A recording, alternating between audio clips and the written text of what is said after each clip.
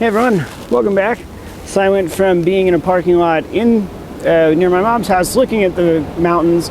Now I'm kind of in the mountains in the Front Range. One of my favorite places, Red Rocks Amphitheatre.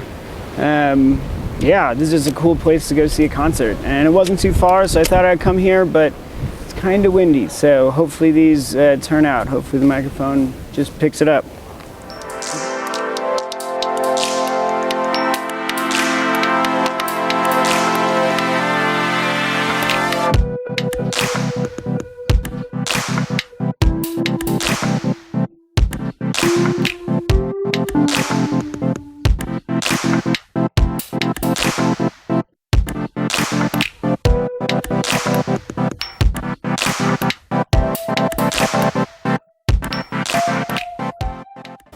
Okay, so today we're talking about Sara Conley's Against Autonomy.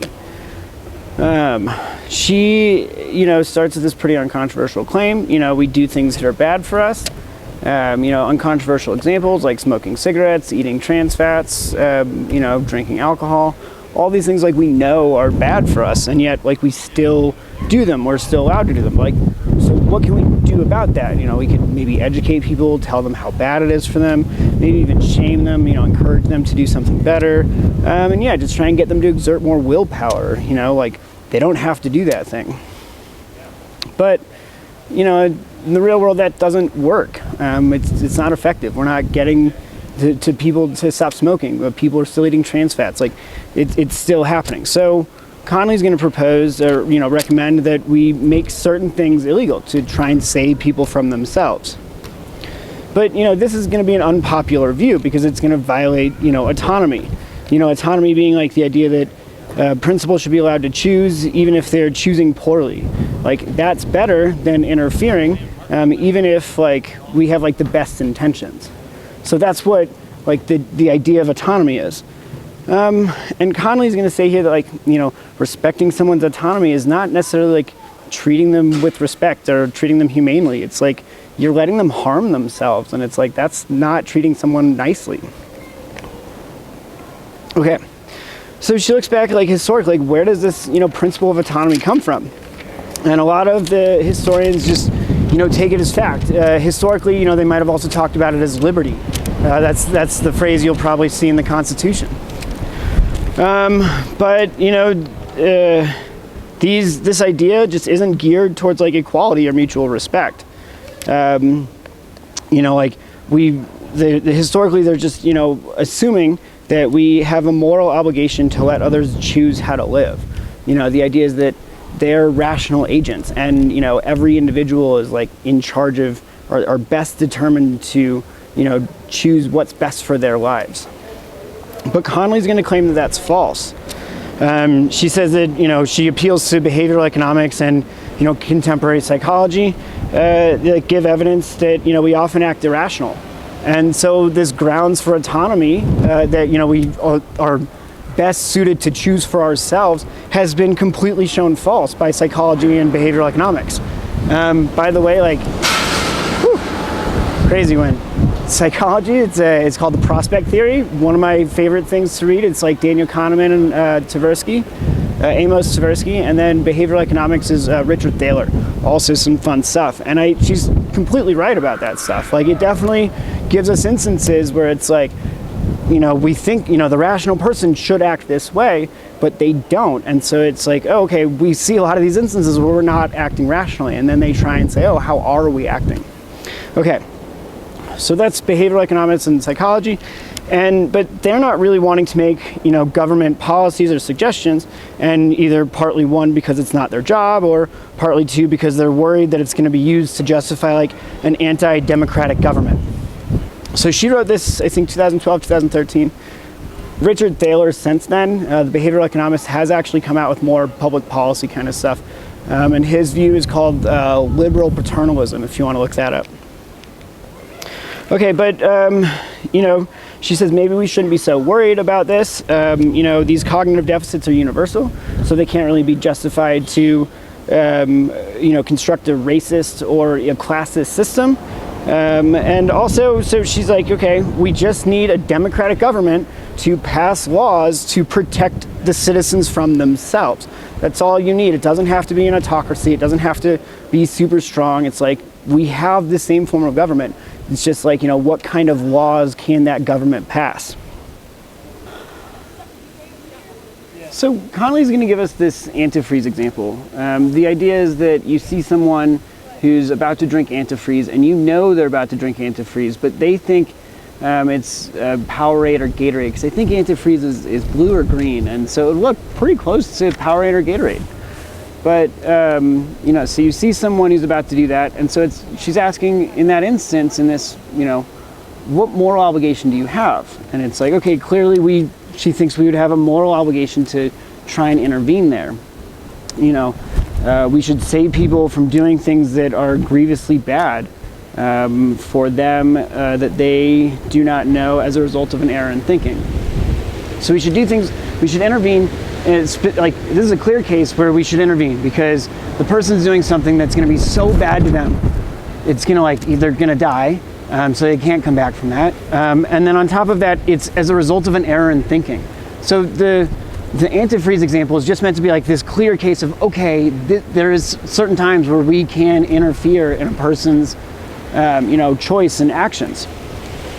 But she says we can't go around policing each other all the time. This is unrealistic and not really an individual's responsibility. Rather, it should be the government's responsibility. This is what Conley's going to argue. So, she's making the clear case for paternalistic laws.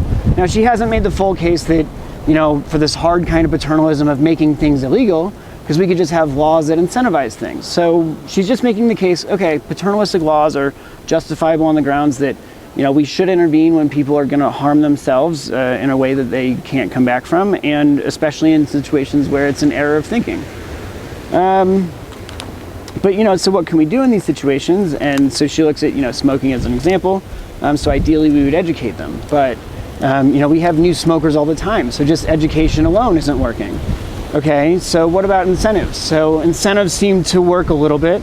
This is, like taxes, like you're taxing the cigarettes to discourage people from buying them. They're making it prohibitively expensive. So these sometimes work, but at the same time, some smokers still wish that they didn't smoke. So it clearly doesn't work all the time. There's still people who, are harming themselves and wish that they didn't and maybe need a little bit of help. Okay, so that's Conley's idea. So let's go back to the antifreeze example, like letting the friend drink the antifreeze as, respecting their autonomy strikes her as gratuitously cruel. It's like unnecessarily cruel. Like, you should be intervening there. Like, you should have a moral obligation, and just walking away and saying like, hey, I'm, your body, your choice. Like, go ahead and drink that antifreeze. And they're like, it's Gatorade. And it's like, she's like continuing to walk away and not interfering is actually cruel. That's what Conley would say.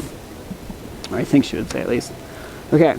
So she thinks this is, again, a clear instance where ignorance justifies interference. Now, there's other cases where it's even more complicated, like prescription medications, where, interference is still justified. Like, you have to go see your doctor to get your prescription. And maybe this isn't like a time-sensitive ignorance. Maybe this is more of like an expertise ignorance. Like, but, you could go online and learn all of this, but, you don't have the whole background of, medicine in general.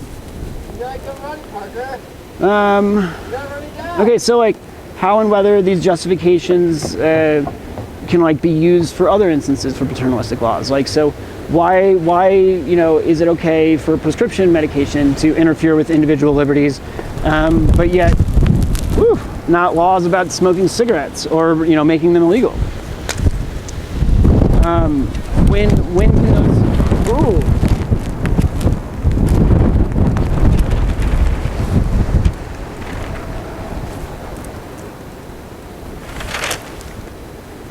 Sorry. Crazy wind, lots of little pebbles. Okay. I'm okay. So how and when can those justifications be carried over to other situations to justify other paternalistic laws? So the idea is like, what principles are these ones being justified on, and can we use those same principles to justify other paternalistic laws? And so it's like, most people agree that we should have some paternalism, obviously the case of prescription drugs, but, seatbelt laws, things like that. Those are paternalistic laws. But like how much paternalism is too much? Everyone agrees we should have some, but it needs to have some limit, and we need to set that limit before we just start making all these paternalistic laws. So one person, Feinberg, proposes that we, paternalistic laws are allowed for actions that are involuntary, and then we can't have any paternalistic laws that are done voluntary. So if you're choosing something then voluntarily, then we shouldn't interfere. But if you're doing something that's maybe an involuntary choice, then maybe we do have the right to interfere. But then it's like, okay, well, how is voluntary and involuntary being defined? And Conley's going to say, look, he's including certain actions in the involuntary, so therefore like justifying certain paternalistic actions that maybe wouldn't normally fit the bill. Okay, so then other people might argue for paternalism on grounds of like mental incompetence. This is pretty basic stuff. So why should we allow detaining mentally ill people in asylums, or a drug addict, forcing them to go to rehab, things like that. But yet we still allow for other paternalistic laws, like the seatbelt laws.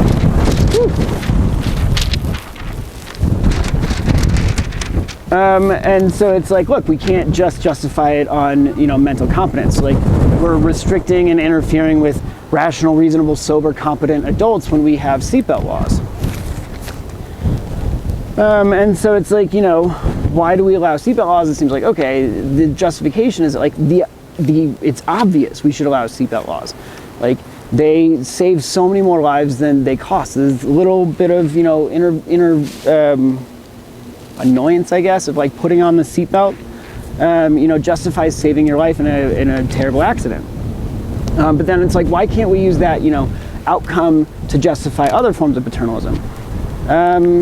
Yeah, so these are things to think about when you're thinking about how much paternalism is too much paternalism. Another thing to think about is like, what degree of harm would be justified in a paternalistic action. So, in the antifreeze example, it's clear that if it's going to kill you and there's no way of like coming back from that harm, we would be more justified in that instance, as opposed to like, oh, you're skateboarding down the street without a helmet. It's like, if you fall, you're going to break your arm maybe, but you could come back from that, so it'll be okay.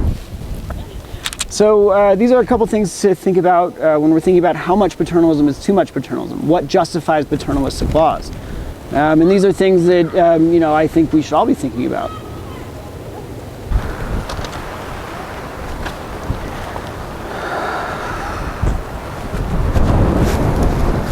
Oh my God. Oh my God, turn the page. It's so hard to turn a page in a windstorm. I'm so nervous about that camera. Okay, can you see me? Can you hear me?